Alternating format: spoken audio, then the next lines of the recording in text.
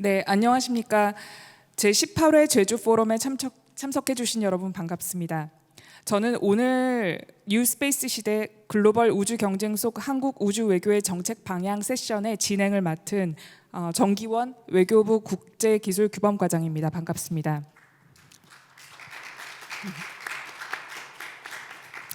최근에 우주 관련한 여러 가지 이벤트들이 있었는데요. 지난주 목요일에는 우리나라가 누리호 3차 발사에 성공을 했었고, 이틀 전에는 북한이 군사 정찰 위성을 탑재한 우주 발사체를 발사한 바 있습니다. 그 전날에는 공교롭게도 중국이 유인 우주선이 선저우 16호를 발사했는데, 그로부터 12시간 후에 미국 국무부에서는 국무부 역사상 최초로 우주 외교 전략 프레임워크를 발표를 했습니다. 미국은 중국을 직접적으로 언급을 했는데, 중국이 2045년까지 미국을 능가하거나 미국과 동등한 세계 최고 수준의 우주 리더가 되겠다는 목표를 향해 나아가고 있다. 이렇게 직접적으로 보고서에서 언급을 했는데요. 이처럼 우주는 그 자체로 외교와 안보의 영역이 되어가고 있습니다. 이와 같이 우주를 둘러싼 강대국들의 경쟁 속에서 우리나라는 그러면 어떠한 우주 외교를 펼쳐야 할지 고민해보는 시간으로 오늘 세션을 마련을 했고요. 오늘 상업, 규범, 정책 분야의 각 분야 전문가들을 모시고 인태지역 평화 번영을 위한 한국 우주 외교의 방향을 논의해보고자 합니다. 먼저 본격적으로 세션을 시작하기에 앞서서 윤현수 외교부 기후환경과장 과학외교국장님의 개회사를 듣도록 하겠습니다. 국장님 연단으로 나와주십시오.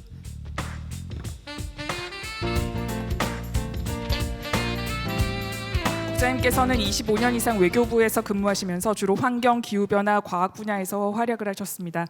특히 국장으로 재직하시면서는 작년 12월 서울에서 개최되었던 제3차 한미민간우주대화의 공동수석대표를 맡기도 하셨습니다. 그러면 국장님께 마이크를 넘기도록 하겠습니다. 네, 감사합니다. 외교부 기후환경과학외교국장 윤현수입니다. 아까 정경 과장께서 말씀하셨듯이 오늘 아주 중요한 제주 포럼에서 중요한 세션을 개최하게 돼서 굉장히 기쁘게 생각하고요. 좀 제목이 약간 긴데 뉴스페이스 시대 글로벌 우주 경쟁 속 한국 우주 외교 방향. 오늘 얘기해야 될 것들에 대한 모든 것들이 여기 담겨져 있는 것 같습니다.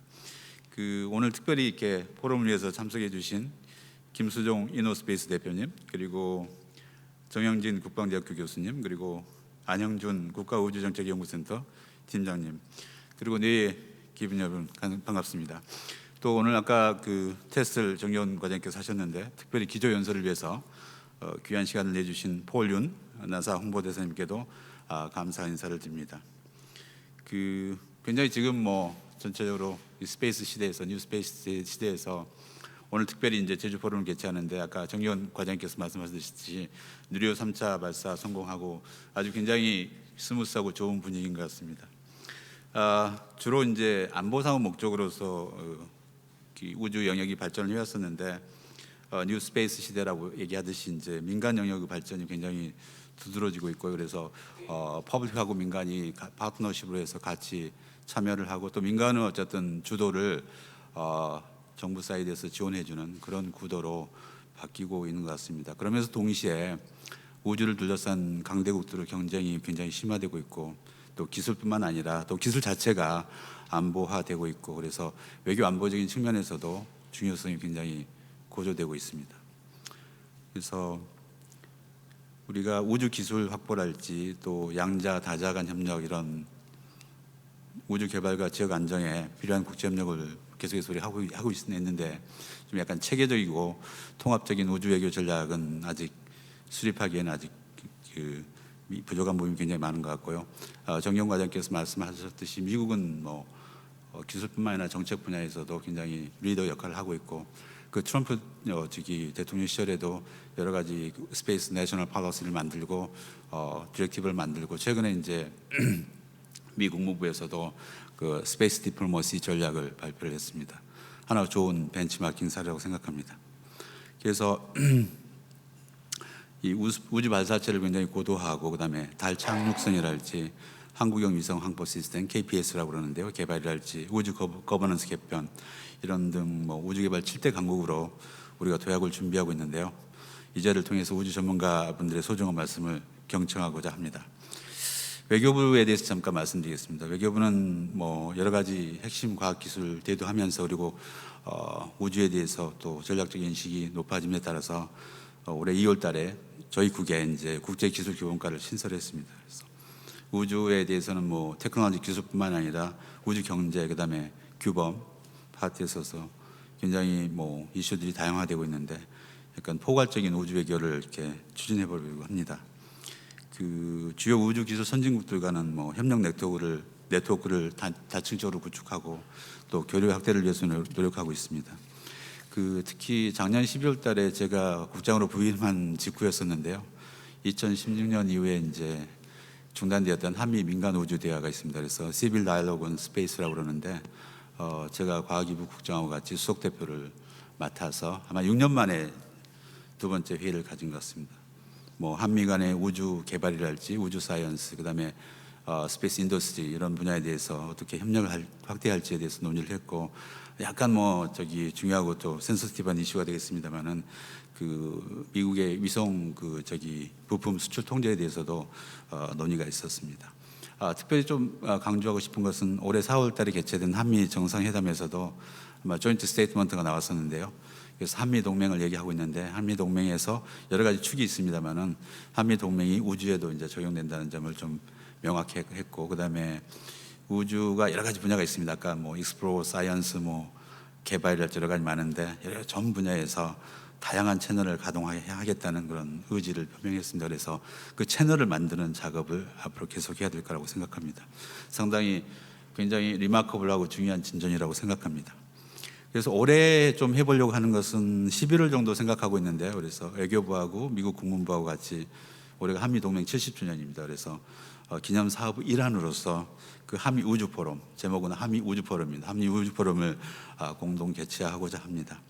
아마 여기서 논의될 여러 가지 이슈가 있습니다만은 뭐 민간 분야 그다음에 상업 분야 그다음에 안보 분야 통틀어서 한미 우주 협력 어쨌든 앞으로 전개 방향을 좀 고찰해보고 또 공개 행사들을 통해서 우리 대국민 소통도 강화할 계획입니다. 외교부 나름대로 굉장히 야심찬 어쨌든 그 계획을 가지고 추진하고 있습니다.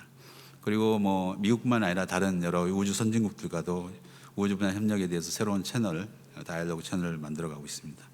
특히 또 아르테미스 프로그램도 아마 좀 이따가 폴윤 대사님께서 말씀하시겠습니다만은 아르테미스 프로그램 참여국으로서 달 탐사 이용 후 규범이랄지 원칙 수립을 위한 워킹그룹 회의에도 적극 참여하고요. 국제 회의에서도 우리나라 어쨌든 실질적인 이익이랄지 이익을 좀 확보하고 위상을 높이는 데에서 노력을 하도록 하겠습니다.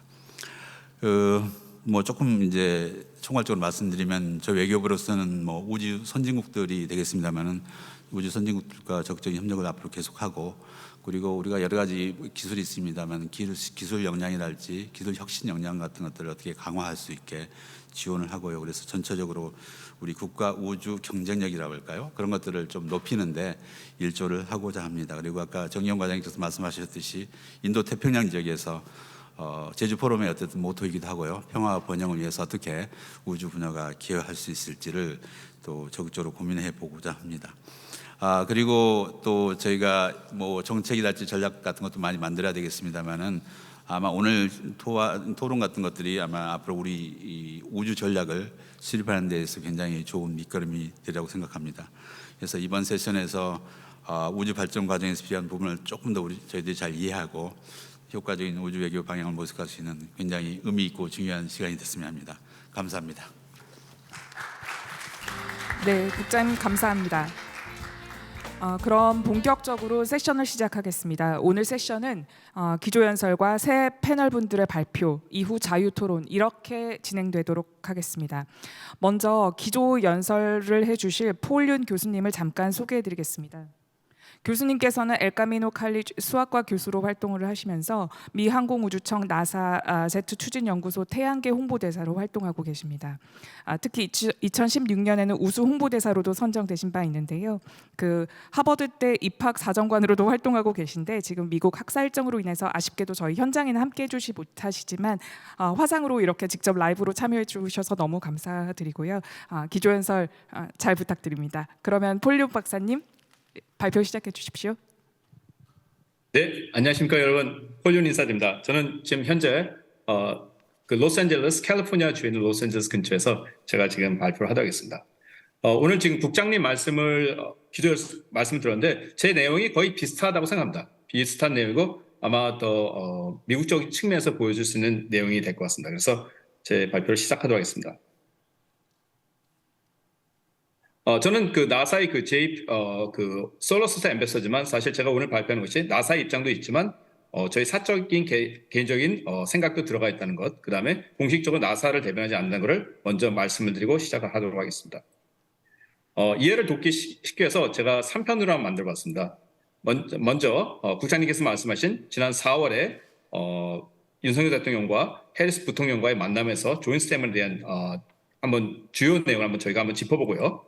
그 다음에 대한민국 역시 참여한 아르테미스 협약의 그런 내용을 한번 우리가 한번 지켜보고요. 그 다음에 제가 생각하는 결론을 한번 내드리도록 하겠습니다. 가다 스페이스 플라이트 센터에서 2023년 4월 25일 날 윤석열 대통령과 해리스 부통령이 만남을 가졌습니다.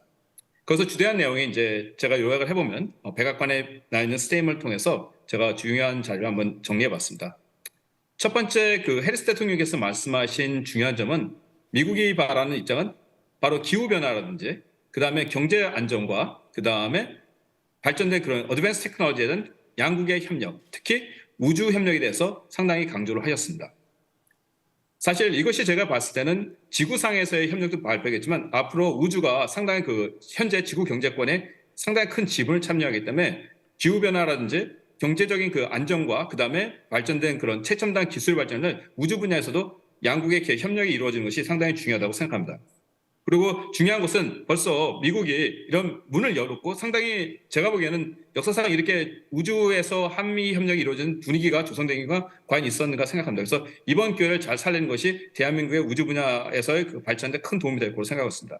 두 번째로 부통령께서 말씀하신 것 하나만 하면 기술적인 측면과 경제적인 측면과 그 다음에 그 면이 중요하지만 또한 국제적인 그 룰과 놈 어떤 표준을 만드는데 상당히 중요한 모든 국가들이 평화롭고 그 다음에 책임감 있는 우주를 사용하기 위해서 규범을 만드는데 상당히 한국과 협력했으면 좋겠다는 걸 말하고 있습니다. 이건 상당히 중요하다고 생각합니다. 대한민국이 국제적으로 우주 분야에서 어떤 리더십 말하기 위해서는 기술적이나 경제적인 측면도 앞서가야 했지만 경기가 지금 시작하기 전에 그런 어떤 플랫폼을 만드는데 주도적인 역할을 할 때 대한민국의 그런 기업들이나 향후 기업들이 전진해 나가는데 우주 분야 전진하는데 큰 도움이 될 거로 생각하고 있습니다. 그래서 이거는 아무래도 외교부와 여러 부처들의 협력을 해서 이루어지는 것이 상당히 좀 적극적으로 이루어지는 것이 중요하다고 생각하고 있습니다. 그다음 부통령께서 말씀하신 건 뭐냐면은 아르테미스 참사가 이제 계속 진행되고 올해 우주인 4명을 뽑았습니다. 우주인을 4명 뽑았는데 올해 11월 말에 11월이나 12월에 이제 달을 돌아오는데 상당히 중요한 것을 하나 말씀드리고 싶은 거는 4명의 우주인 1명은 캐나다 우주인입니다. 캐나다는 지금 그런 우주 분야의 그 어떤 버짓이 대한민국보다 지금 적게 쓰는 걸로 알고 있습니다. 하지만 국제 협력을 통해서 그런 위상을 만듦으로써 앞으로 그 캐나다 우주 분야가 발전하는데 큰 도움이 된 것처럼 얼마나 우주 협력이 이런 것이 중요한가를 저는 새삼을 느꼈고 향후 아르테미스 3, 4, 5, 6, 7, 8이 진행될 때 대한민국의 그런 우주인도 합계 나사 우주인들과 달에 가는 그런 계기가 마련되기를 바라고 그 다음에 이제 향후 그라운드 워크가 되기를 바라고 상당히 이 아르테미스 3, 4가 중요한 것이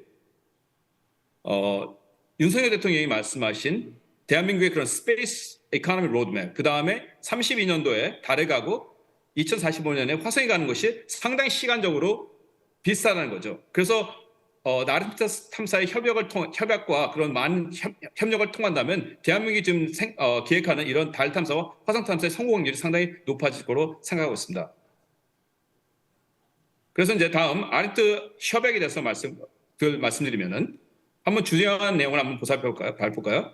지금 현재 20여 개 이상의 나라가 참여했고 사인했고요. 앞으로 더 많은 나라들이 지금 현재 한 90여 개 나라가 인공위성을 운영하고 있는데 더 많은 국가들이 참여할 거라고 생각합니다. 저는 아르테미스 협약에 참여한 국가들을 어떻게 봐야 될까요? 상당히 대한민국 우주 기업들이 펼쳐나갈 미래 고객의 국가로 보고 있습니다. 그래서 이 국가들과 협약을 통해서 전진해 간다면 향후 대한민국 와의 협력과 또한 대한민국의 우주 기업들이 팽창할 수 있는 그런 기회가 획득되기 때문에 이런 많이 국가와 기업들의 노력이 많이 필요하다고 생각합니다. 결국은 1967년도에 사인한 아우터 스페이스 트리를 기반해서 평화적인 우주와 그다음 책임감 있는 우주에서의 그 탐사를 목표로 한 아르테미스 협약이 만들어졌습니다. 그 토대에서 만들어졌는데 먼저 평화적인 사용을 해야겠죠. 그래서 거기 협약에서 상당히 중요한 점 하나 말하는 게 뭐냐면 만약에 한 국가의 기업들이 가서 기업이나 그런 기업들이 어떤 우주에서 큰 어떤 위험을 발생한다면 그것은 국가가 책임을 진다는 그런 것이 내용이 아우터 스페이스 트리티가 있었습니다. 그래서 기업들이 열심히 하는 건 중요하지만 만약에 그 잘못됐을 경우는 국가의 책임이 있기 때문에 국가가 계속 관여해서 정확하게 이루어지는지 어떤 국제 규범에 맞지 않게 이루어지는 상관없는지 이것을 적극적으로 관찰하고 협력해 나가는 것이 상당히 중요하다고 생각합니다. 그 다음에 트랜스퍼런시. 이거는 제가 생각에는 외교부의 역할이 상당히 중요하다고 생각합니다. 국가가 수행하는 우주 정책이나 플랜에 대해서는 우리가 모두 딴 국가들도 잘 이해할 수 있도록 그것을 세계적으로 알리고 이것이 얼마나 규범에 맞게 진행하는가를 열심히 알리는 것이 중요하다고 생각합니다. 이런 것이 이제 아리스토 어코드의 트랜스퍼런시의 상당히 중요성을 알리기 때문에 외교부의 상당히 역할이 중요하다고 생각합니다. 이런 면에서 대한민국이 적절하게 국제 규범에서 하고 있다는 것을 적극적으로 국제사회에 소통하는 것이 중요하다고 생각합니다. 두 번째는 interoperability. 이거는 과기부와 외교부와 어떤 관련 기관들이 열심히 해야 되겠지만 우주에 나가서 모든 시스템 만들 때 한 국가의 그 시스템이 다른 국가와 보완이 될 수 있고 상호 보완이 될 수 있는 것이 그런 시스템을 만들어가겠다는 이제 규범인데요. 그래서 지속적으로 아마 지금 과기부라든지 어떤 우주청이 생기다면 적극적으로 국제사회와 협업이 이루어져야겠죠. 그래서 그런 시스템에서 보완될 것이 상당히 중요하기 때문에 거기에 대해서 외교부와 그다음 여러 부처들 간의 그런 다른 국가들과의 어떤 소통이 상당히 중요하다고 생각합니다. 그다음에 emergency assistance. 앞으로 이제 만약에 해상에서도 우리가 비슷한 법률이 있죠. 해상에서 어떤 조난을 당했다 하면 서로 국가가 도와주는 것처럼 우주에서도 한 국가가 위험을 처하면 서로 도와주는 그런 긴급 협조 체제를 이룬 것을 서로 동의한 상태이기 때문에 앞으로 대한민국이 이제 우주 기반이 발전되고 할 수 있다면 딴 국가에서 위험을 처했을 때 서로 도와주고 그 다음에 위험을 처했을 때 도움을 받는 그런 역할을 해야겠죠. 거기서 이런 통화하면 이러면서는 외교부의 역할이 상당히 중요할 거라고 생각하고 있습니다.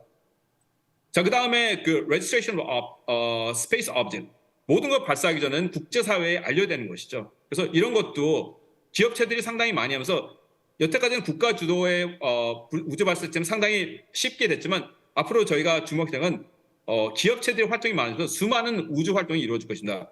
그러기 위해서는 이제 대한민국 정부 차원에서는 어떤 활동이 이루어지는지 잘 봐야겠죠. 그리고 국제사회에 잘 알림으로써 문제가 발생할 수 있는 그런 것을 문제를 막는 것은 상당히 중요하다고 생각합니다. 그래서 모든 국제사회에 우리는 이런 스케줄에서 우주 탐사를 계획하는 것을 구체적으로 잘 알리고 그럼으로써 사전에 그 어떤 소통의 문제라든지 문제의 발생을 막을 수 있는 중요한 역할을 해내는 것이 중요하고 역시 외교부의 역할이 중요할 거라고 생각하고 있습니다. 지금 릴리스 오브 사이언스 데이터 같은 게 지금 바누리호에서 많은 사진을 찍어서 항공 우주영혼이 상당히 잘하고 있습니다. 그래서 앞으로도 많은 과학 탐사 자료가 난다면 국제사회와 긴밀히 연결해서 도움을 준다면 대한민국의 상당히 위상에도 상당히 도움이 되고 그 다음에 신임도 많이 올라겠죠. 왜 이런 것이 중요하냐면 국제사회에 대한민국은 이런 훌륭한 데이터를 우리와 공유를 한다면 결국 credibility, 대한민국 과학계나 우주 산업체에 대한 신임으로 되겠죠. 그래서 이런 면에서 많은 데이터를 국제사회와 공유하는 것이 지금 항공우주연구원이 하는 것처럼 하는 것이 상당히 중요하다고 생각합니다. 지금 항공우주연에서 상당히 잘하고 있습니다. 그 다음에 Protect Heritage. 이거는 이제 아폴로 탐사에서 이제 많은 곳을 유적지를 보존하자는 건데 결국 대한민국도 달에 가고 화성에 간다면 상당히 우주 탐사에서 상당히 중요하기 때문에 여기는 역시 앞으로 외교부가 문화 어떤 관광부라든지 그런 부서와 열심히 해야겠죠. 어떻게 이런 자원들을 마치 대한민국의 그런 어떤 훌륭한 그 헤리티지가 있는 것들을 보호하듯이 이런 것들을 보호하는 것도 앞으로도 발생할 것을 예측을 하시고 문화관광부하고 역시 이런 것들 미리미리 준비하시는 대한민국의 탐사 그런 유적지는 보호해야 되는 것.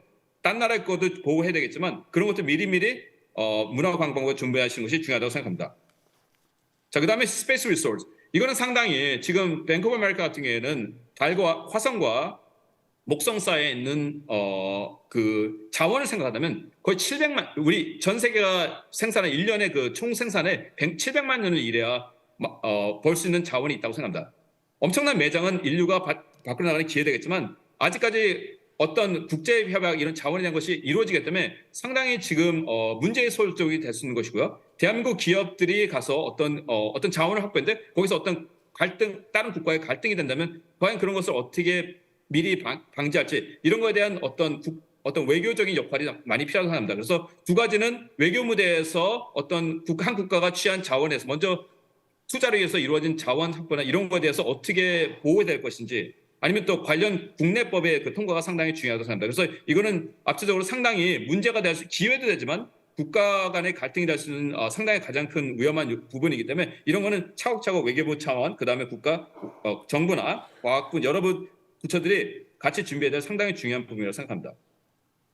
그다음에 decompression activity 이것도 역시 보고하는 건데 대한민국에서 어떤 우주 활동을 하게 된다면 어느 지역에서 하는지 그다음에 어떤 범위를 하는지 이거를 국제사회에 알림으로써 다른 곳이 탐사를 하면서 어떤 원치 않는 사고가 발생하는 것이 맡겨서 역시 이런 것도 국제사회와 소통하는 것의 중요성이기 때문에 이건 앞으로 외교부와 관련 부처가 어떤 액티비티 우주에서 할 계획이라면 외교부와 같은 그 채널을 통해서 전 세계에 알림으로써 사전에 발생하는 문제를 발생할 수 있는 어떤 사고를 발생할 수 있는 그런 것을 미연에 방지하는 그런 시스템을 만드는 것이 상당히 중요하다고 생각합니다. 그 다음에 이제 그 결국은 책임감 있는 요번에 누리호에 발사된 한 발사체 같은 경우에는 생명을 다하면 지구 대기권에 들어와서 파괴되는 그런 것이 있는데 역시 이런 데서 대한민국이 전 세계 혜택이 되는 거기 때문에 우주 쓰레기를 청소하는 것은 이런 것은 대한민국이 주도적으로 나사와 미국 정부가 협력을 해서 어떤 국제사회에서 리더로서 해나갈 수 있는 상당히 좋은 부분이라고 생각합니다. 그래서 앞으로 이런 관련국과 유엔 차원이라든지 그런 데서 같이 그런 국제 규범을 만들었는데 대한민국이 주도적 역할을 하면 안전한 우주 탐사가 이루어지는데 큰 도움이 될 거라고 생각하고 있습니다. 그래서 제 결론은 현재 대한민국 정부는 국제의 리더로서 지금 미국과 협력을 하면서 어떤 분야하면 기후변화라든지 경제안보라든지 어떤 기술적인 협력은 임으로써 그다음에 지구와 우주에서 그런 협력은 대한민국 상당히 리더로서 가는데 큰 기회가 됐다고 생각합니다. 그다음에 이런 기술적인 부분뿐만 아니라 더 중요한 것은 외교부의 역할 같은 경우 특히 외교부 같은 경우는 국제적인 규율과 규범을 평화적인 사용과 책임감 있는 우주 사용에서 규범하는데 적극적으로 리더십을 발휘하면은 대한민국이 리더로서 커가는데 상당히 큰 도움이 된다고 생각합니다. 그리고 또 하나 말씀드린 것은 대한민국의 미래 달 탐사와 화성 탐사는 RF 탐사와의 공조를 통해서 성공 확률을 상당히 올릴 수 있고요. 그 다음에 이런 것을 통해서 대한민국 기업체들이 많이 참여할 수 있는 기회를 만들어준다면은 대한민국 기업들이 많이 국제사회에 지금 상당히 국제사회가 RF 탐사를 주목하고 있거든요. 여기서 대한민국 기업들이 참여할 수 있는 기회를 많이 주신다면 대한민국 기업들이 향후 커가는 그 전 세계 그 스페이스 컴피티션에서 경쟁적 우위를 차지할 수 있는 큰 기반을 만들어줬다고 생각합니다. 저희 강의를 마치도록 하겠습니다. 감사합니다. 감사합니다, 윤 박사님. 기조연설 잘 들었습니다. 윤 교수님께서는 이 한미 간 우주 협력 현황과 또 아르테미스 약정을 중심으로 한 국제 협력 추진 방향 그리고 이제 외교부의 역할 또 외교부가 해야 하는 업무의 중요성 등을 강조를 해주셨는데요. 저희가 오늘 말씀 잘 새겨 듣고 또 앞으로 좋은 기회에 윤 교수님과 다시 논의할 수 있는 그런 자리 만들도록 하겠습니다. 감사합니다. 그리고 이어서 이제 세 분 패널 분들의 발표를 듣도록 하겠습니다. 세 분 발표를 듣기 전에 먼저 세 분을 간단히 소개해드리도록 하겠습니다. 첫 번째 발표자는 김수종 이노스페이스 대표이사님이십니다. 대표님께서는 15년 이상 로켓 기술을 연구 개발해 오신 로켓 전문가이신데요. 한화에서 로켓 추진기관 연구개발을 담당하시고 2017년 이노스페이스를 설립하신 이후 대표이사를 역임하고 계십니다. 이노스페이스는 소형 위성 발사체를 개발하고 발사 서비스를 제공하는 우주 기업으로 지난 3월 브라질에서 자체 개발한 발사체 한비 TLV 발사에 성공하신 바 있습니다. 오늘 우주 상업 경제 분야에 대해서 좋은 발표를 해주실 것으로 기대하고 있습니다. 두 번째 발표자는 정영진 국방대학교 교수님이십니다. 교수님께서는 프랑스 파리 11대학에서 국가 우주 활동의 법 체계라는 주제로 박사학위를 취득하시고 약 13년간 항공우주연구원에서 우주정책, 우주법, 국제협력 등의 업무를 담당하셨습니다.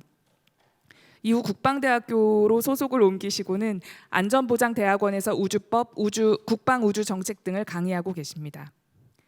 세 번째 발표자는 안영준 국가우주정책연구센터 정책연구 2팀장님이십니다. 안영준 팀장님께서는 조지아 공대에서 우주개발사로 박사학위를 받으셨고요. 우주개발 정책연구의 전문가이십니다.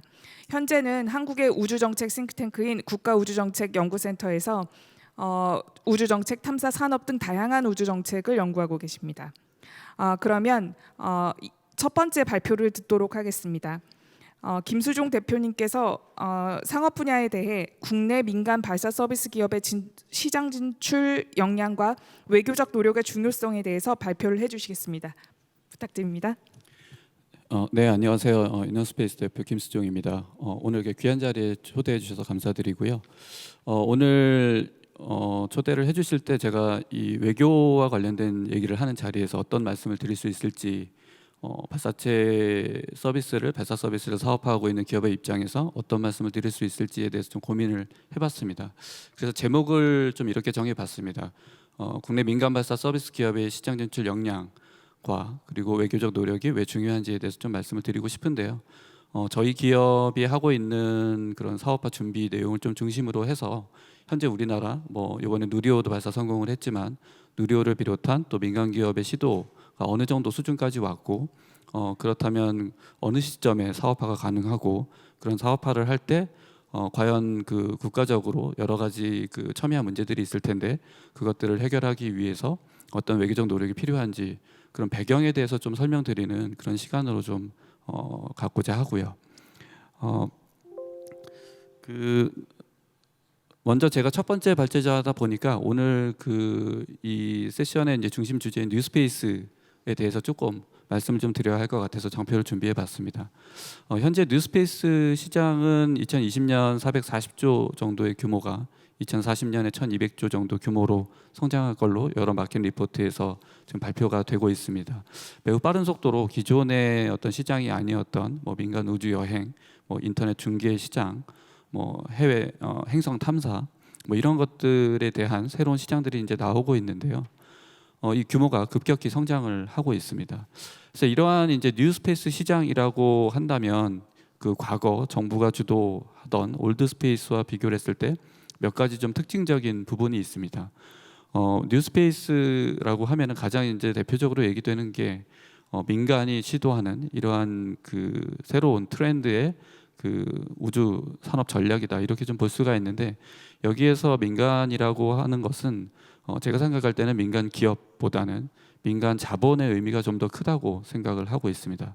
결국 민간 자본이 투입되는 민간 기업이 시도를 하기 때문에 과거 정부 자금을 이용할 때에 비해서 좀 더 도전적이고 혁신적이고 빠른 개발 목표를 설정을 해서 이런 시도를 할 수 있고 그렇기 때문에 상대적으로 어떤 혁신적인 결과들, 빠른 결과들이 나오고 있는 것이 아닌가 이렇게 생각을 하고 있고요.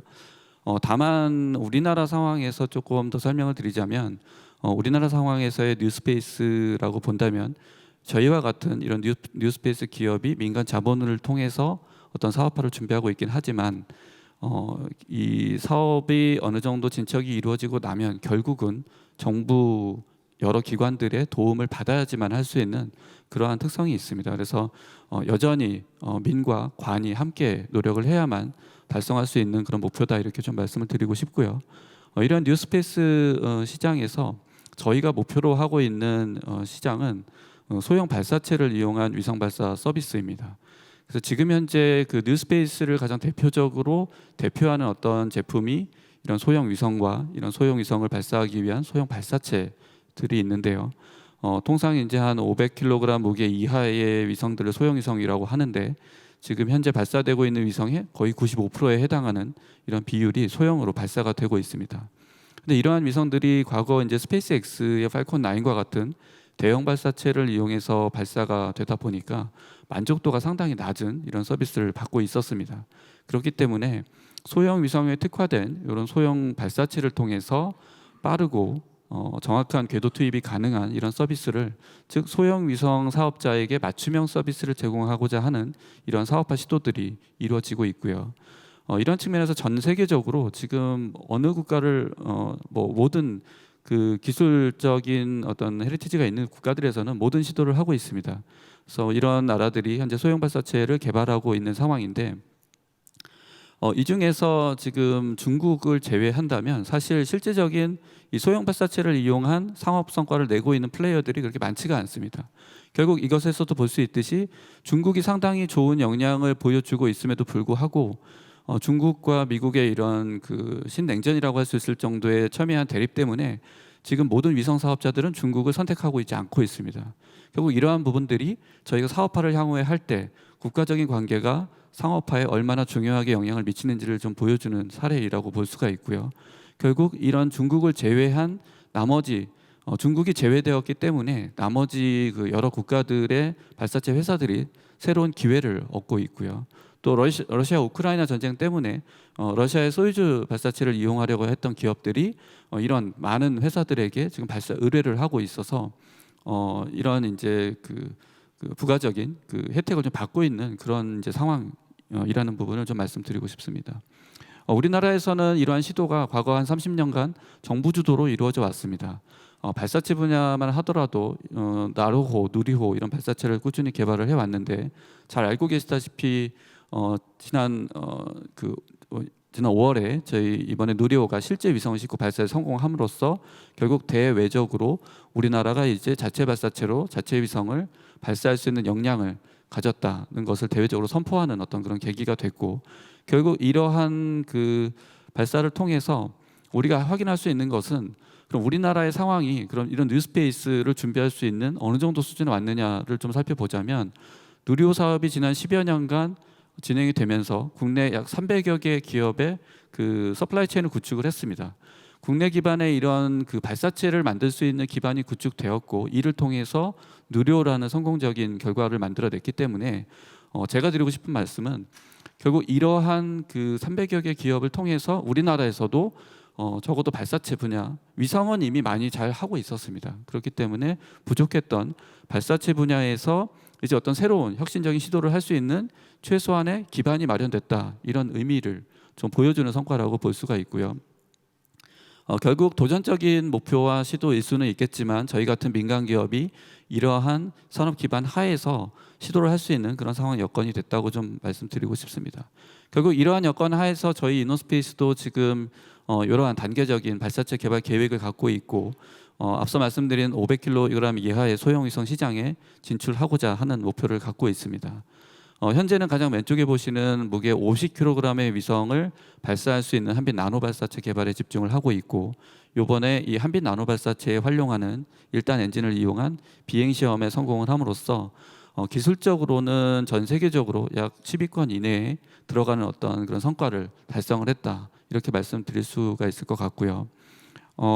결국 저희가 이런 시장에 진출할 때 그러면 국내 기업이 경쟁력이 있느냐, 정말 상업화할 수 있는 단계가 어느 정도 와 있느냐를 살펴볼 때, 가격 경쟁력 측면에서 보면은 현재 소형 발사체로 가장 잘 서비스를 하고 있는 로켓넷과 비교했을 때 한 15% 정도 저렴한 가격을 제공할 수 있다는 것이 이제 저희 자체 분석이고요. 이렇게 할 수 있는 이유는 저희가 독자 개발한 하이브리드 로켓 엔진을 적용하기 때문에 이런 경쟁력 확보가 가능하다고 보고 있습니다. 결국 발사체 분야는 지금 국가적으로 전략 물자, 전략 기술이기 때문에 어느 국가에서도 수입이나 이전이 어려운 그런 상황입니다. 결국 많은 돈이 들고 시간이 들어도 자력으로 개발을 할 수밖에 없는 이런 분야가 발사체 분야이고요. 이 때문에 저희도 약 20여 년간 대학원 연구실부터 시작해서 이러한 독자 기술을 확보하기 위한 노력들을 계속을 해왔고요. 그래서 다양한 이런 테스트들을 통해서 이번에 시험 발사체를 저희가 자력으로 개발을 하고 브라질에서 시험 발사까지 하게 됐습니다. 발사체 외에도 이제 발사대도 저희가 개발했는데 결국 이러한 발사체와 관련된 모든 발사 운영과 관련된 모든 설비들도 다 전략 물자입니다. 그렇기 때문에 해외로 수출을 하거나 해외에서 발사를 하기 위해서는 결국 국가적 협력이 당연히 중요한 것이고요. 이게 어려워진다면 결국 저희가 민간 기업으로서 상업화하고 사업 규모를 확대하는데 상당한 어려움을 겪을 수밖에 없는 그런 이제 사업 분야입니다. 이번에 저희가 브라질에서 시험 발사할 때도 현지 발사장을 이용해서 이렇게 발사대, 발사체 이런 전략 물자들을 전략 물자 관리원으로부터 수출 허가를 받고 이렇게 브라질로 운송하고 또 브라질 내에서도 전략 물자에 대한 수입 허가를 받고 현지에 설치를 하고 이렇게 발사 운영까지 했던 그런 상황입니다. 그래서 뭐 잘 좀 아시겠지만 언론에 많이 보도된 바와 같이 지난 3월에 저희가 한비 TLV를 이렇게 성공적으로 좀 발사를 했고요.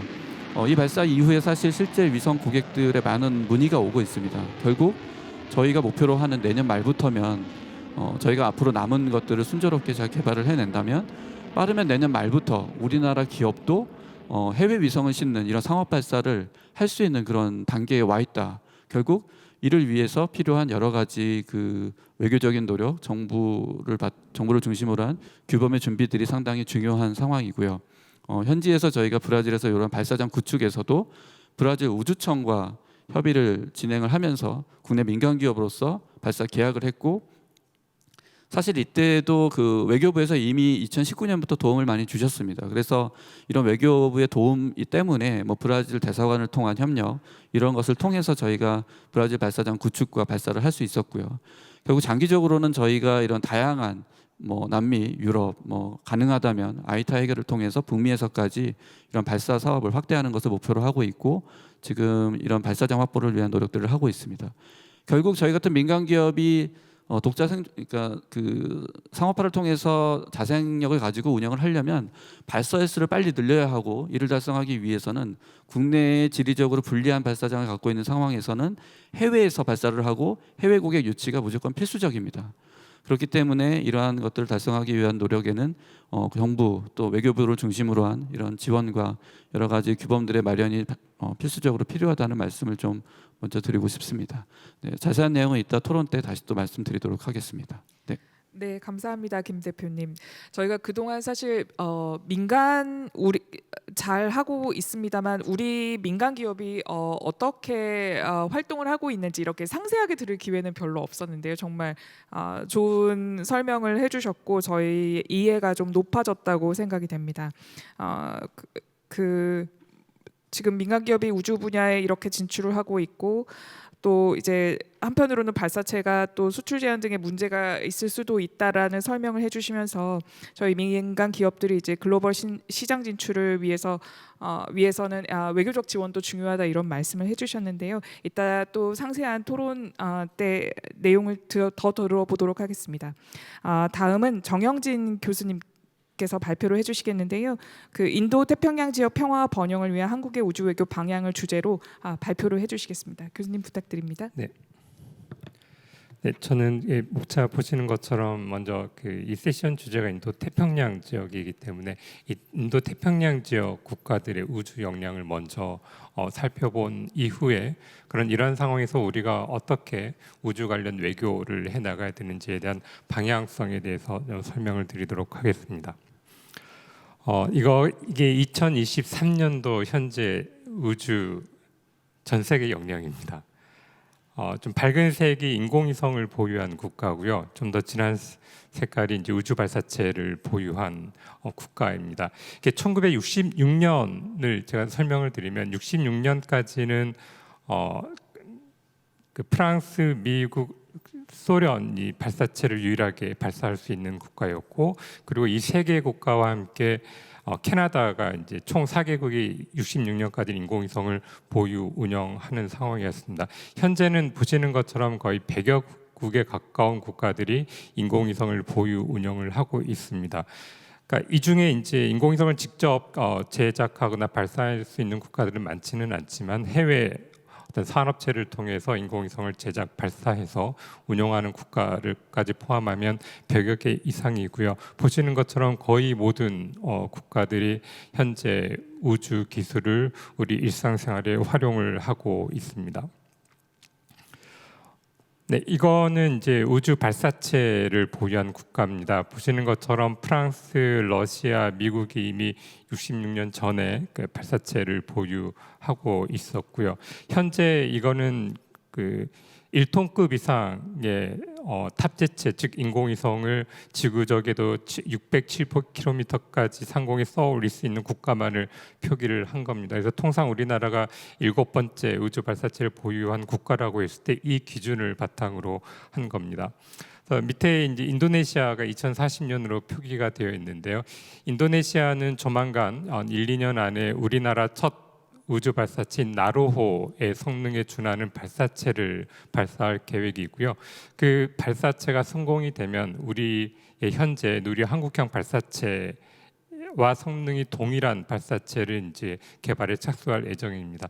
그래서 제가 40년이라고 표기를 한 이유는 우리나라가 나로호를 발사를 성공하고 한국형 발사체 누리호 성공하기까지 기간으로 일단 계산을 했습니다.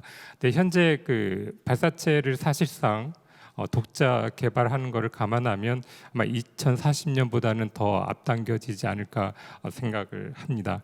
이렇게 보시면 인도태평양 지역을 이제 이 그림에서 보시면 인도태평양 지역에서 발사체를 보유한 국가들이 가장 많습니다. 그러니까 인도네시아까지 포함하게 되면 지금 8개 국가인데요. 이 중에 인도태평양 지역에 해당하는 국가가 일본, 한국, 중국, 인도, 인도네시아입니다.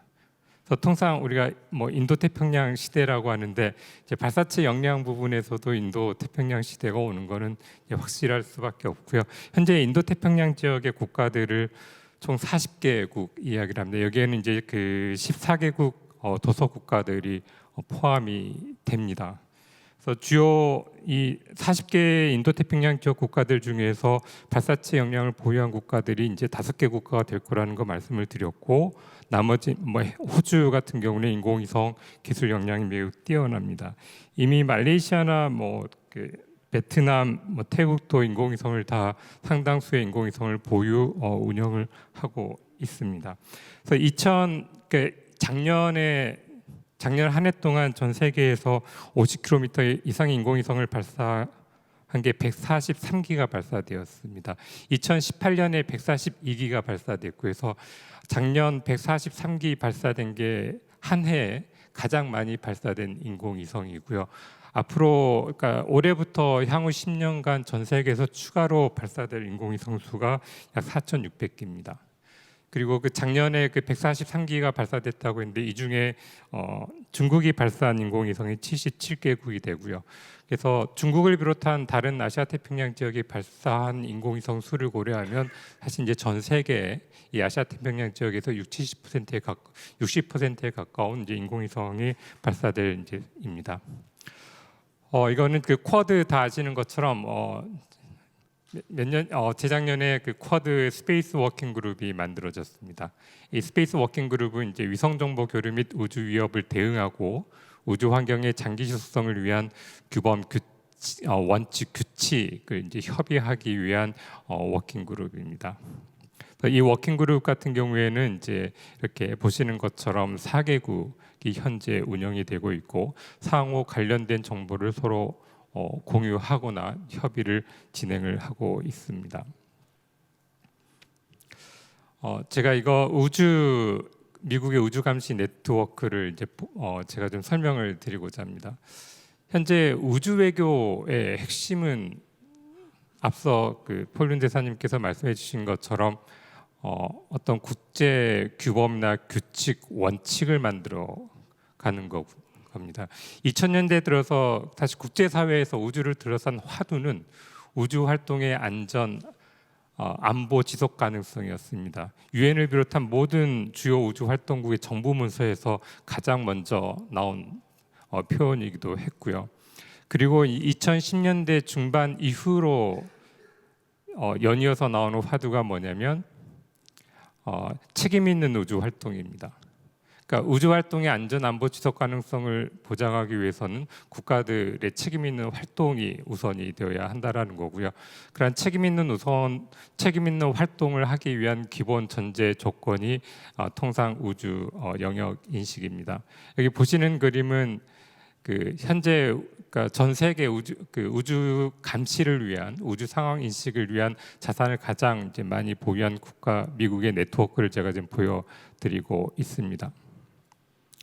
보시는 것처럼 그 미국의 우주 감시 네트워크 자산은 아시아 태평양 지역 한반도를 중심으로 한 이 지역에는 자산이 많이 배치가 되어 있지 않습니다. 이거는 물리적, 지리적 특성상 불가피한 부분이고요. 그래서 이러한 부분을 협력하기 위해서 사실 스페이스 워킹 그룹이 만들어졌습니다. 그러니까 호주에는 이미 미국 공군의 우주 영역 감시를 위한 자산이 최근에 이제 배치가 됐고요. 인도하고 일본은 기존에 이제 각국이 보유하고 있는 자산을 이제 활용할 계획입니다. 이런 거를 바탕으로 해서 이제 우리나라가 어떤 방향으로 외교를 추진해야 될지에 대해서 좀 말씀을 드리도록 하겠습니다. 가장 핵심은 우주 영역 인식입니다. 기존의 우주 상황 인식에서 좀 더 확대된 개념입니다. 우주 상황 인식이라고 하면 그냥 우주에 대한 총체적 지식 이렇게 간단히 정의를 내렸는데요. 지금은 단순한 어떤 우리 인공위성을 운용하기 위한 주변 궤도에 대한 환경에 대한 지식으로서는 이제는 부족하고요. 결국에는 우주 자산의 운용과 관련해서 문제가 발생하게 되면 그 발생한 문제는 단순히 안보뿐만 아니라 경제 또는 환경에까지 영향을 미치기 때문에 이제 우주 환경에 대한 전반적인 지식이 필요하다라는 겁니다. 그래서 지금 전 세계가 우주의 핵심은 우주의 핵심은 우주 영역 인식에 두고 있고요. 우주 영역 인식이 되어야만 우주 교통 관리가 실현이 될 수 있습니다. 현재 뭐 인공위성 요격 미사일도 발사가 최근에 많이 되었지만 실제 인공위성이 충돌한 사례도 굉장히 많이 발생하고 있고요. 지상에서 원인은 알지는 못하지만 정상 작동 중인 인공위성이 원인 불명으로 파열되거나 그래서 파편이 발생하거나 그 발생한 파편이 다른 인공위성에 충돌을 해서 인공위성의 수명을 단축하는 경우도 많이 발생을 하고 있습니다. 그래서 앞서 말씀드린 것처럼 앞으로 향후 50kg 이상 발사될 인공위성의 수도 지금 4,600개에 이르고 그러면 우리 대학에서 통상 발사하는 초소형 위성까지 감안하면 사실 수천 개의 인공위성이 더 추가됩니다. 그래서 이러한 인공위성의 안전한 운용을 위해서는 이 우주 영역 인식에 대한 역량이 필요하고 현재 인도태평양 지역에서 우주 영역 인식 역량을 확보할 수 있는 국가는 많지 않습니다. 그림에서 보시는 것처럼 그래서 우리나라도 우주 외교를 위해서는 우주 영역 인식 확보를 같이 추진을 해야 되는 거고요. 두 번째는 이제 우리나라의 현 수준 그리고 이제 국제사회에서 우리나라의 질을 감안했을 때는 단순히 기존의 국내 우주 기술의 역량 개선에 초점을 두는 게 아니라 기후 변화 등과 같은 글로벌 이슈에 우리나라가 먼저 대응을 할 수 있어야 됩니다. 예를 들면 우리나라가 기후 변화를 위한 목적으로 국제적 목적으로 기후 변화를 관측할 수 있는 지구 관측 위성을 만들어서 발사를 하고요. 그렇게 해서 발생한 모든 산출해낸 모든 데이터는 국제사회에 무료로 다 개방을 하는 겁니다. 국내 용도가 아니고 국제 용도로 이렇게 인공위성을 만들 수 있어야 되는 거고요. 세 번째는 그러니까 폴린 대사님 말씀하시는 것처럼 제 의견과 해리스 부통령의 의견이 같은 것 같은데요. 우주에서 책임 있는 행동을 위한 국제규범 작업이 사실 10여 년 전부터 굉장히 활발하게 진행이 되고 있습니다. 그리고 민간 기업의 활동, 우주는 누구나 자유로운 접근이 가능하다고는 하지만 민간 기업의 활동이라 하더라도 정부의 허가 관리 감독이 없으면 우주 활동을 할 수 없다라는 게 국제법의 기본 원칙입니다. 그래서 현재 우주 관련 위협 이런 위협에 대응하기 위한 책임 있는 행동 그리고 위협을 발생하지 않기 위한 책임 있는 행동을 어떻게 규율할 건지에 대한 국제 규범 작업이 지금 현재 진행이 되고 있고요. 그러한 상황에서 우리나라가 특히 인도태평양 지역 특히 아시아 지역의 국가를 상대로 해서 우리나라가 주도적으로 아웃리치 활동을 하는 게 우주 외교에 굉장히 도움이 되리라고 생각합니다. 감사합니다. 네, 교수님 감사합니다. 교수님께서는 그 우주 영역 인식이 중요하다는 말씀을 강조하시면서 이제 우주 영역 인식 역량 강화와 우주 기술 역량을 통한 글로벌 이슈 대응, 그리고 우주에서의 책임 있는 행동을 위한 국제 규범 형성을 위해서 인태 지역에서 아웃리치 활동 필요하다, 이런 말씀을 해주셨습니다. 그럼 세 번째 발표는 안영준 팀장님께 부탁드리도록 하겠습니다. 국가 우주 정책과 우주 외교를 주제로 발표 부탁드립니다. 네, 안녕하세요. 방금 소개받은 과학기술정책연구원 국가우주정책연구센터 안영준입니다. 반갑습니다. 앞서 폴윤 교수님께서 키노트에서는 우주 탐사와 관련된 규범 이슈들을 많이 말씀해 주셨고요. 그리고 김수종 대표님께서는 이제 발사체를 중심으로 한 상업적 우주 활동에서의 외교적인 이슈들, 그리고 정영진 교수님께서는 인태 지역을 중심으로 한 우주 외교, 안보 이 중심으로 좀 이야기를 해주셨는데요. 어떻게 보면 제가 이제 마지막 발제인데 이 탐사 그리고 상업 그리고 안보 이 이슈를 하나의 이제 좀 프레임으로 좀 정리를 하는 그런 내용이 될 것 같습니다. 조금 일반적인 내용이지만 이 내용들을 좀 담을 수 있는 전체적인 그림을 중심으로 말씀을 드리겠습니다. 역사적으로 볼 때 우리는 우주 공간이 우리에게 어떤 의미를 갖는 것인가 이런 것들을 쭉 살펴보면요, 보통은 우주는 메마르고 차갑고 어둡고 이런 이제 비인간적인 공간으로 인식해 왔던 것이 사실입니다. 그런데 이제 우주에 대한 활용이 굉장히 늘고 나아가서 인류가 직접적으로 우주에 나아가는, 다시 말해서 우주 공간도 이제는 인간화되고 있다. 휴머나이즈드 스페이스 이제 이런 용어를 쓰면서 인류의 새로운 활동 영역으로서의 우주에 대한 이야기를 하고 있습니다. 역사적으로 오랫동안 관찰만 해왔죠. 천문학에서. 그리고 1950년대 말에 일종의 새로운 탐험의 공간으로, 정복의 대상으로, 인류의 개척지로 이렇게 달 탐사를 하고 해왔습니다. 그리고 초기부터 우주 공간의 군사적인 활용에 대한 관심은 굉장히 많았고요. 그리고 외교 정치의 공간이기도 했습니다. 미소 냉전 시기에 경쟁을 해왔음에도 불구하고 한편으로는 국제 협력의 가장 상징적인 공간으로서 국제우주정거장이 운영이 되기도 했었습니다. 그리고 초기에는 탐험의 공간이자 정복의 대상이었기 때문에 군인들이, 전투기 조종사들이 우주에 나아갔다고 한다면 지금 대부분은 과학자들이 갑니다. 거기서 이제 실험을 하는 거죠. 그리고 새로운 과학 지식을 생산해냅니다. 그렇기 때문에 우주 공간은 또 지식 생산의 공간이기도 합니다. 그리고 지금 뉴스페이스라는 키워드로 이야기되는 우주 공간의 상업적 활동은 우주 공간이 이제 산업과 경제를 위한 공간으로 탈바꿈하고 있다는 것을 보여줍니다.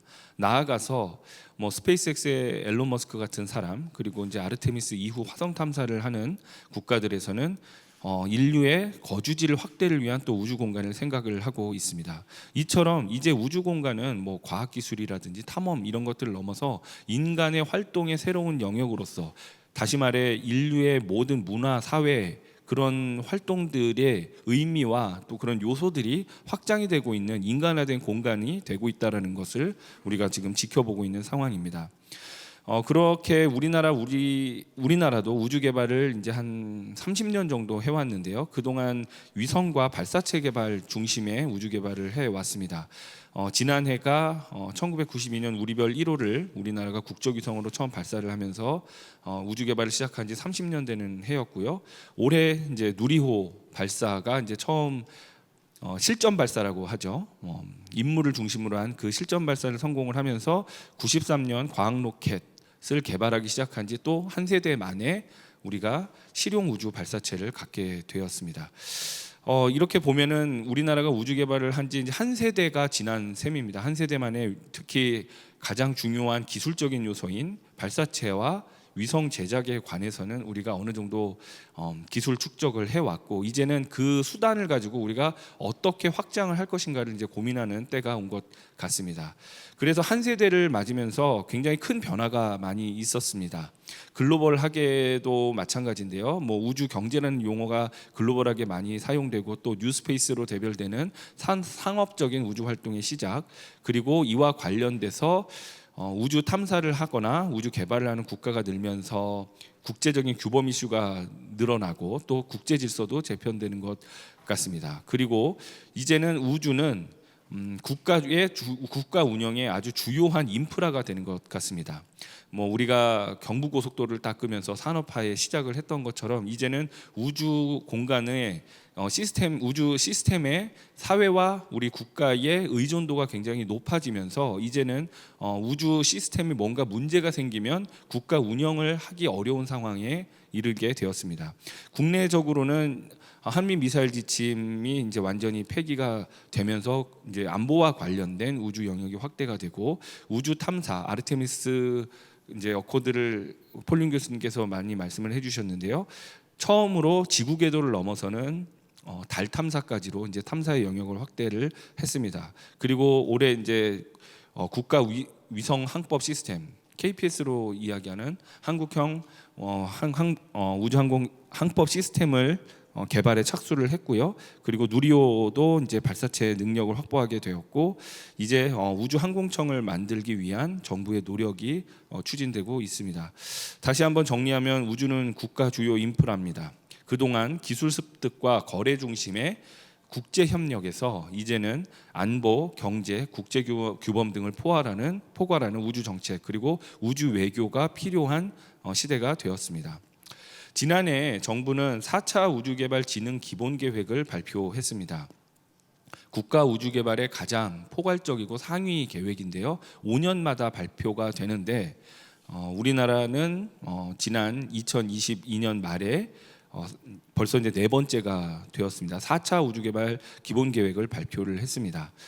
비전으로는 2045년까지 우리나라가 우주경제 글로벌 강국을 실현하겠다. 그래서 구체적으로는 32년 달 착륙 그리고 45년에는 화성 착륙까지도 시도를 하겠다고 했고요. 그리고 우리나라 우주 개발 투자 금액도 21년에 이제 뭐 한 7천억 정도 그리고 23년 올해는 최근에 이제 발표된 게 이제 한 8,700억 정도 됩니다. 국가 우주 개발의 이 연구 개발 예산이 30년 동안 한 8천억 정도 이렇게 되어 왔었는데 올해가 이제 가장 높은 수치를 기록을 현재까지는 하고 있고요. 이걸 27년까지 2배로 늘리겠다는 목표를 발표했습니다. 그리고 민간 우주 산업을 현재 전 세계 우주 활동 금액의 한 400조 정도 아까 이제 통계도 나왔는데 400조 정도 수준인데 우리나라는 국가 우주 개발 예산 8,700억을 포함하고 이제 상업적인 활동 금액을 모두 포함해도 4조가 채 되지 않습니다. 그러니까 전 세계 400조에서 4조가 우리가 좀 안 되니까 이를 근거로 우리가 아직 점유율이 1% 미만이다 이렇게 이야기를 하고 있는데요. 2040년까지 10%까지도 높이겠다. 굉장히 원대한 계획입니다. 그리고 이러한 성과 지표, 목표를 달성하기 위해서 5대 장기 우주 개발 미션을 설정을 해서 독자적 우주 탐사 계획을 추진하고 수송 인프라를 구축하고 산업을 창출하고 또 안보도 확립하고 그리고 지식의 확장에 해당하는 우주 과학을 활동을 늘려나겠다라는 미션을 설정을 하고 전략을 두 가지를 마련을 했습니다. 우주 경제 기반 구축 그리고 첨단 우주 기술 확보인데요. 전략위의 첨단 우주 기술 확보는 그동안 우리가 이제 기술 축적하고 따라가기 위한 기술 확보에 대한 노력들이 담겨져 있고요. 예전까지는 이 첨단 우주 기술 확보 자체가 국가 우주 개발의 지상 과제였고 비전이자 목표였습니다. 그러나 이제 4차 우주 개발 기본 계획에서부터는 우리가 장기 우주 개발 미션이 있고 우주 기술 확보는 이 미션을 달성하기 위한 수단으로서 전략으로서 이제 제시가 되고 있습니다. 그리고 우주 경제 기반 구축에 산업 생태계와 거버넌스 구축 그리고 인력 확보, 글로벌 리더십, 우주 안보책 이렇게 들어가 있는데요. 글로벌 리더십을 확보하기 위한 외교적 노력이 이제 이 안에 포함이 되어 있습니다. 구체적으로는 국제협력 프로젝트에 더 적극적으로 참여하고 그리고 양자, 다자 우주 외교 활동을 늘리겠다. 그리고 민간 국제 네트워킹을 지원을 하고 그리고 국제 협력의 기반을 조성을 하겠다. 이렇게 크게 이제 4가지 구체적인 제도적인 목표, 정책적인 목표를 두고 있고요. 지금 요 구체적으로 나오는 요 내용들은 참고를 하시면 되겠습니다. 우주 정책이 이렇게 4차 우주 개발 기본 계획에서 좀 포괄적으로 담고 있는데요. 그동안 여기 이제 우주 정책이라고 하는 부분들을 한번 이렇게 그림을 그려봤습니다. 우주 개발 계획을 국가 주도의 우주 개발 계획을 세우고 그걸 추진하기 위한 근거로서의 법과 제도, 실행하기 위한 제도를 또 만들고 그리고 그 예산으로 우주 기술 개발을 해 왔습니다. 어떻게 보면은 우주 개발 계획과 우주 기술 개발 그리고 법제도 기반 구축이 지금까지의 국가 우주 계획의 주요 내용이었다고 한다면 이제 앞으로는 우주 경제, 우주 안보 그리고 우주 외교를 포괄하는 우주 정책을 세워야 되고 또 국가는 이제 신경을 써야 될 것입니다. 말씀드렸다시피 이 중에서 이제 우주 외교는 다자 간 교류나 선진국과의 기술 협력 그리고 후발국도 우리가 신경을 써야 되는 부분이 있습니다. 그리고 이제 수출과 관련된 산업과 관련된 통상 이슈를 이제 외교에서 많이 해결을 해 주셔야 될 것 같고요. 그리고 기술 수출 통제 부분도 외교적인 부분에서 주요한 이슈가 되겠습니다. 그래서 조금 구체적으로 살펴보면 이미 앞서 이제 김수종 대표님이나 정 교수님께서 사례들을 많이 보여주셨는데요. 달 및 화성의 개발을 하기 위해서는 국제조약의 재검토라든지 규범에 관한 이슈들을 우리가 조금 신경을 써야 될 거고요. 또 궁극적으로 자원 탐사까지 나아가게 된다면 소유권의 문제라든지 그리고 우주 공간에 대한 오염에 대한 문제도 이제 신경을 써야 될 겁니다. 그리고 특히 이제 우주 인공위성과 관련된 상업적인 활동이 늘어날 텐데요. 우주 공간이 넓다고 하더라도 궤도와 주파수 같은 경우에는 한정된 자원입니다. 근본적으로 이런 한계 때문에 정책적인 이슈가 될 수밖에 없고 자원의 한정된 자원을 확보하기 위한 외교적인 노력이 이제 필수적이라고 할 수 있을 것입니다. 그리고 우주 교통 관제 관리 STM은 정 교수님께서 아까 중요성을 설명해 주셨습니다. 그리고 우주 활동의 지속성을 확보하기 위해서 우주 쓰레기 문제나 그리고 환경 이슈들도 우리가 검토를 해야 되고요. 그리고 산업적으로는 글로벌 가치 사슬의 변화에 대해서 우리가 대응을 해야 합니다. 무역 장벽 규제 문제라든지 아니면은 공급망 문제 이런 부분들은 국가 전략으로서도 굉장히 중요한 이슈라고 하겠습니다. 그리고 나아가서 인류의 문제 해결을 위한 동참에 우리가 적극적으로 나설 필요가 있는데요. 미국과 우리 이제 한미 우주 협력에서도 언급되었다시피 기후 변화에 대한 문제 그리고 이제 나아가서는 안보를 넘어서는 사이버 보안의 문제도 굉장히 중요하게 다뤄질 것으로 보입니다. 김순용 대표님께서 이제 뉴스페이스를 간단하게 설명을 해주셨는데요. 민간 우주 활동의 증가 이런 부분에 대해서 조금 더 깊이 생각할 필요가 있습니다. 좁은 의미로서는 혁신적인 우주 상품이나 서비스를 통한 이익 추구를 하는 목표로 하는 글로벌 민간 산업의 성장을 이야기를 하지만 국가나 거대 글로벌 기업 중심의 전통적인 우주 개발 방식에 도전하는 운동이나 철학을 뜻하기도 합니다. 뉴스페이스는요. 더 나아가서 모두를 위한 우주 공간의 활용 이런 부분에 대한 의미도 있습니다. 그래서 이제 유엔에서는 그동안 이제 우주 개발에 대한 부분도 지속 가능한 개발의 주요한 목표 중에 하나로 이제 인식을 하고 좀 넓히는 활동들을 시작을 했는데요. 그동안 이제 17개의 유엔에서는 지속 가능한 목표를 제시를 해 왔습니다.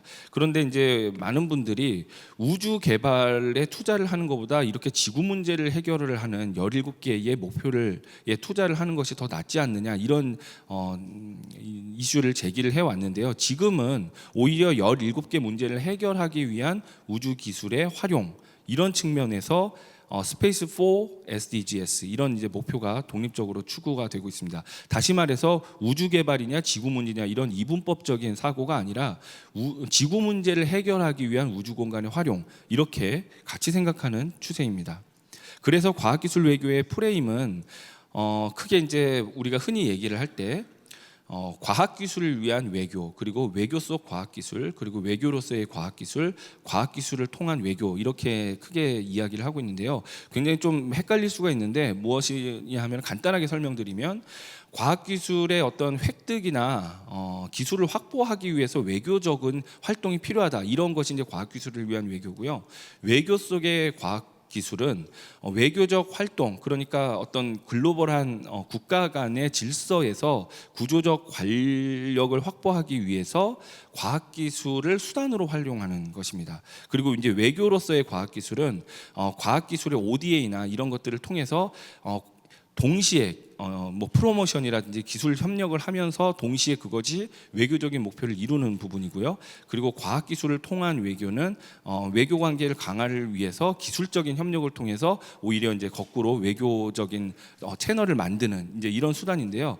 그동안 우리나라의 우주 개발에서의 국제 협력은 여기 첫 번째 해당하는 과학기술을 위한 외교에 많이 있었습니다. 그러니까 다시 말해서 외교라고 하기도 좀 어렵고 국제 협력이죠.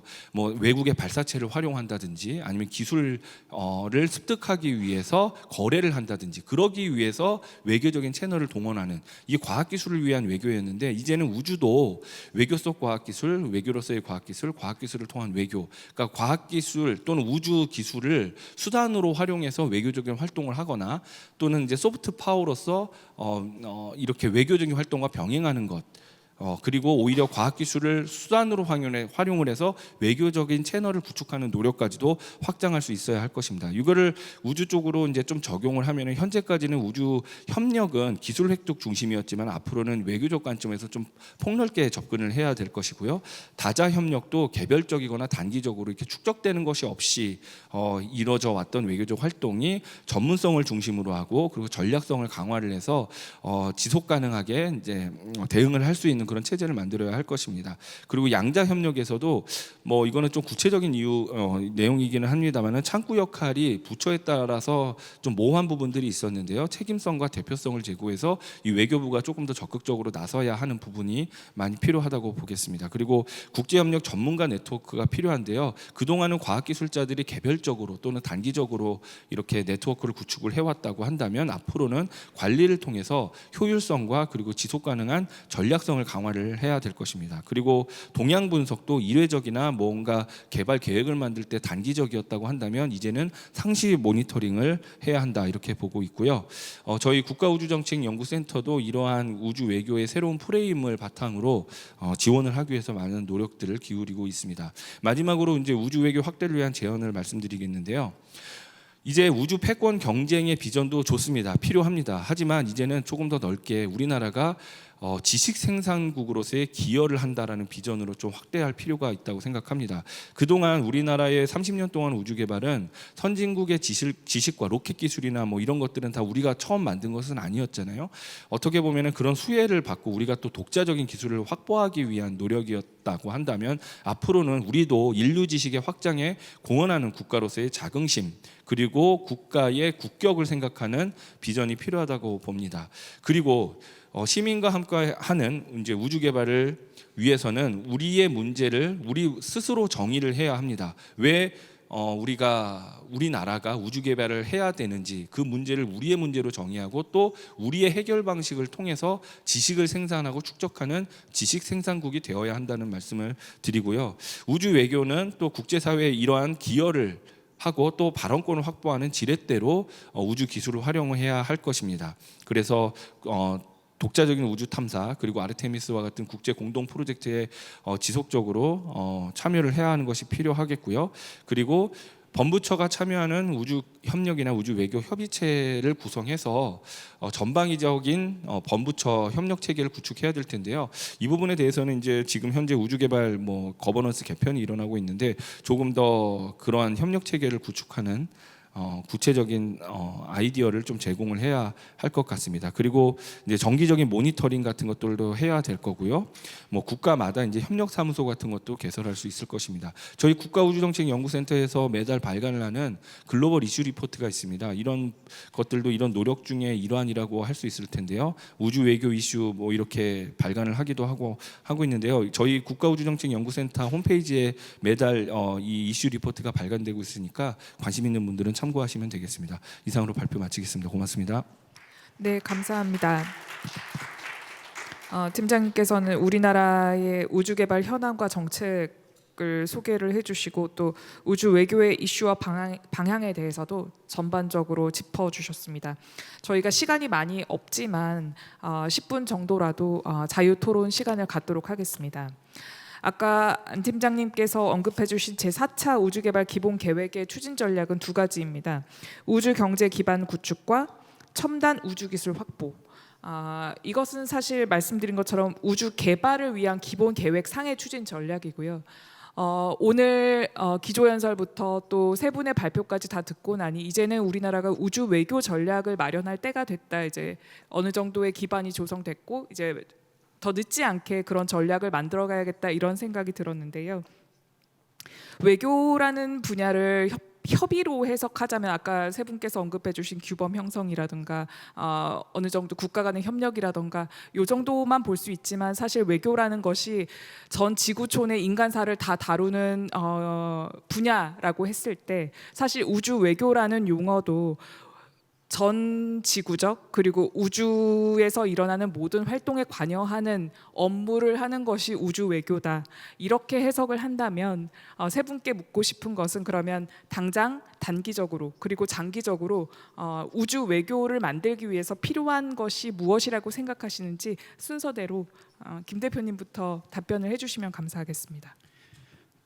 네. 네, 기업의 입장에서 먼저 말씀을 좀 드리면 저희가 민간 기업으로 이번 브라질 발사를 추진하면서도 조금 어려웠던 부분은 규범이 없어서가 더 문제가 됐었습니다. 그러니까 국내 같은 경우는 어떤 규정이나 규범이 마련되지 않았기 때문에 발사가 대상이냐 아니냐부터 시작해서 여러 가지 그런 이슈들이 있었고요. 그렇지만 어쨌든 이제 이런 움직임이 있고 이런 준비 작업들이 좀 빠르게 진행될 거라고 생각이 되는데요. 한 가지는 좀 조기에 이런 아르테미스 같은 그 곳에도 저희가 참여를 하듯이 이제는 이제 한 국가가 할 수 있는 범위가 아니고 다자간의 이제 교류나 협력이 되어야 하는 부분이기 때문에 초기에 진입을 해서 어떤 거기서 만들어지는 규범이나 규정에 우리나라의 어떤 기술 수준 아니면 기업들의 목소리를 좀 대변하는 그런 규정과 규범이 마련이 됐으면 좋겠습니다. 그러니까 예를 들어 기술적으로는 이제 ISO 같은 것들 워킹그룹에서 하는 걸 보면 결국은 거기에 참여한 기업들이 만들어진 ISO가 나중에는 후발주자에게는 진입 장벽이 되거든요. 그래서 우주 분야도 같이 똑같은 상황이 벌어질 거라고 생각을 하고 있습니다. 그렇기 때문에 초기 이런 어떤 규범이나 규정이 당연히 필요한 것이고요. 마련이 될 때 우리나라의 목소리를 충분히 내서 우리나라에서 이런 우주 산업에 참여하고자 하는 기업이나 이런 곳들이 후발주자일 수밖에 없습니다. 우리나라 기업들은 그런 경우에 진입을 좀 더 수월하게 할 수 있는 그런 발언을 좀 조기부터 좀 했으면 하는 생각이 좀 들고요. 그 다음에 이제 그 폴린 교수님도 말씀하셨지만 책임 있는 행동이라는 것이 상당히 저에게 이제 무겁게 다가오고 있습니다. 사실 지금 이런 뉴스페이스 분야 민간 주도하는 기업들이 상당히 규모가 작은 스타트업 중심의 기업들이 많이 있고 국내에서도 이제 이런 시도들이 있는데 당연히 이제 역량이 많이 부족합니다. 그렇기 때문에 저희가 해외에서 발사도 추진하고 하는데 그 이제 알고 어긴다기보다는 몰라서 어기는 경우가 아마 더 많이 일어날 것 같습니다. 그렇기 때문에 이런 과거에 우리나라에서 우주 외교를 할 때는 결국 정부 부처가 개발했던 항공우주연구원을 중심으로 개발을 했기 때문에 정부 부처 중심의 협의만 해왔던 어떤 그런 그 관습이 있는데 이제는 이제 민간 기업들과 그런 협의를 좀 해주셔야 될 것 같고요. 결국 잘 모르는 민간 기업에게 많이 좀 알려주시고 조기에 좀 도움을 주셔야 저희가 이제 국제적인 문제를 발생시키지 않을 그런 이제 그 책임 있는 행동을 할 수 있지 않을까 그렇게 좀 생각을 하고 있습니다. 네, 저는 국내적 측면과 국제적 측면 나누어서 말씀을 드리겠습니다. 국내적 측면으로는 저희 우리나라가 2005년에 우주개발진흥법 제정이 됐습니다. 근데 그 우주개발진흥법은 민간 기업이 아니고 한국항공우주연구원 중심으로 하는 정부 우주 연구개발 사업에 집중된 법제였기 때문에 현재 이노스페이스와 같은 민간 우주 산업체 그러니까 연구 개발하기에는 굉장히 규범적 한계가 있습니다. 그리고 우리 국내 산업체의 경우에도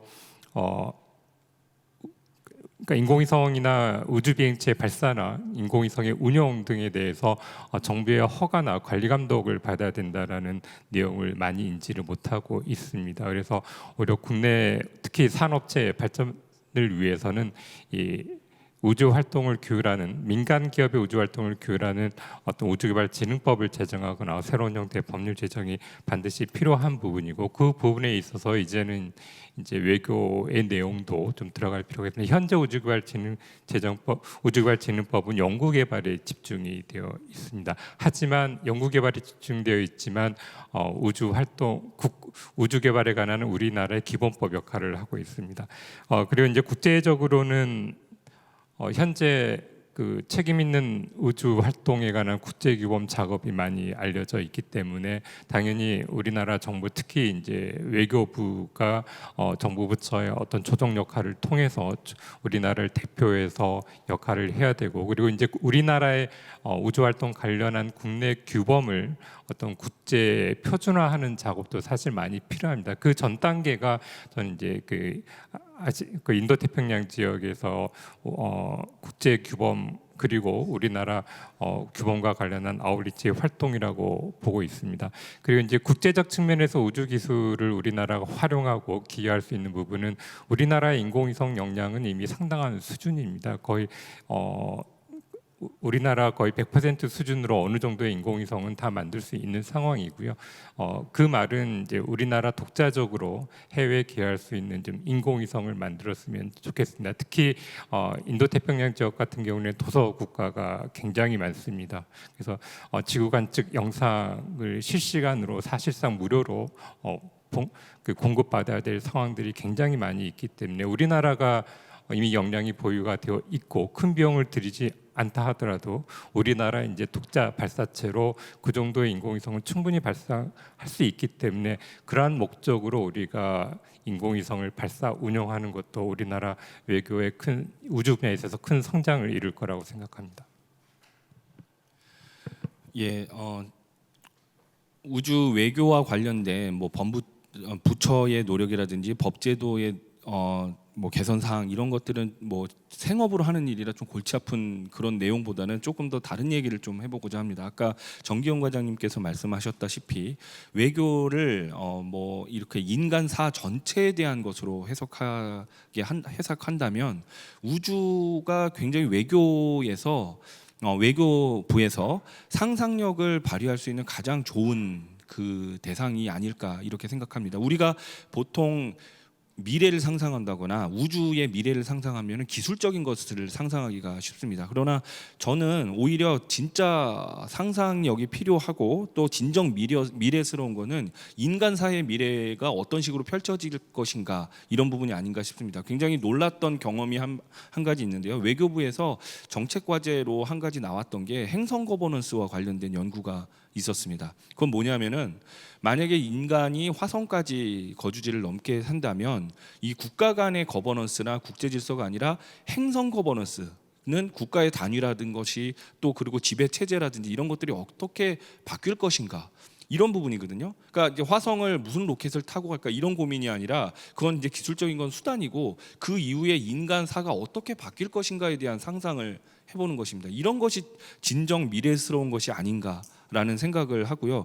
인문사회학을 또 이제 공부한 사람의 입장에서는 그런 부분들이 오히려 기술 발전에 중요한 모티베이션이 되고 또 이유나 근거를 제시하는 것이 아닐까 생각합니다. 그동안은 우리나라 우주 개발은 과학기술의 하나의 영역이었습니다. 그러니까 다시 말씀드리면 과학기술이 이렇게 있으면 그중에 여러 분야가 있을 텐데 우주는 그 분야들 가운데 하나 이렇게 있는데 앞으로는 우주는 그냥 공간입니다. 말 그대로 스페이스는 우주를 뜻하기도 하고 공간을 뜻하기도 하죠.